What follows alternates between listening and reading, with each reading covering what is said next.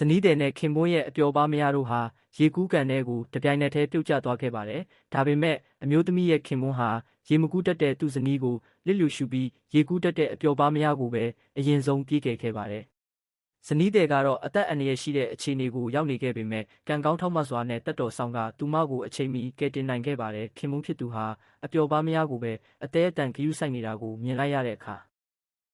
သူမဟာဒီအိမ်တော်ရေးမှာတီးခံခဲ့ရတဲ့နာကျည်းချက်အလုံးကိုပြန်တရိရသွားပြီးဒီမိသားစုအပေါ်လုံးဝမျှော်လင့်ချက်ကုန်သွားခဲ့ပါပြီ။သူမဟာခင်ပွန်းဖြစ်သူပေးထားတဲ့အချစ်အမတ်တရပစ္စည်းကိုလွှင့်ပစ်လိုက်ပြီးဒီနာကျင်စရာနေရာကနေထွက်ခွာဖို့ဆုံးဖြတ်လိုက်ပါတယ်။မကြခင်မှာပဲအမျိုးသမီးရဲ့မောင်လေးဟာသူမနှိပ်စက်ခံခဲ့ရတာတွေကိုသိသွားပြီးတက်တော်ဆောင်တွေနဲ့အတူသူမကိုအိမ်ပြန်ခေါ်သွားပါတော့တယ်။တကယ်တော့သူမဟာတစ်ချိန်ကတစ်မျိုးလုံးသိတဲ့နာမည်ကြီးမင်းသမီးတစ်ယောက်ဖြစ်ခဲ့ဘူးတာပါ။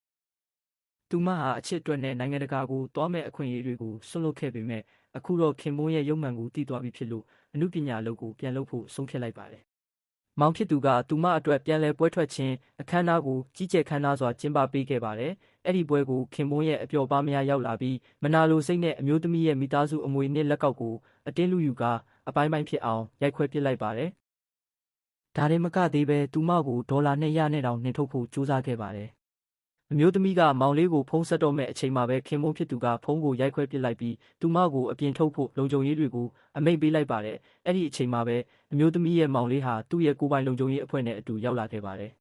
။အမျိုးသမီးဟာဘီလီယံနာတစ်ယောက်ရဲ့နှမဖြစ်မှန်းအားလုံးသိသွားတဲ့အချိန်မှာတော့ခင်ပွန်းနဲ့အပျော်ပါးမယားတို့ဟာသူတို့ဘလောက်တောင်မိုက်မဲခဲ့လဲဆိုတာကိုနားလည်သွားကြပါတော့တယ်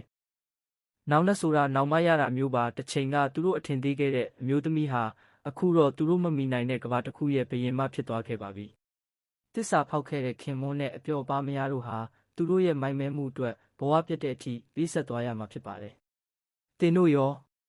ဒီလိုတစ္ဆာဖောက်မျိုးကိုဘလို့ပညာပေးချင်ကြလဲ။ဗီဒီယိုလေးကိုသဘောကျရင် like နဲ့ follow လုပ်ထားဖို့မမေ့နဲ့အောင်နော်။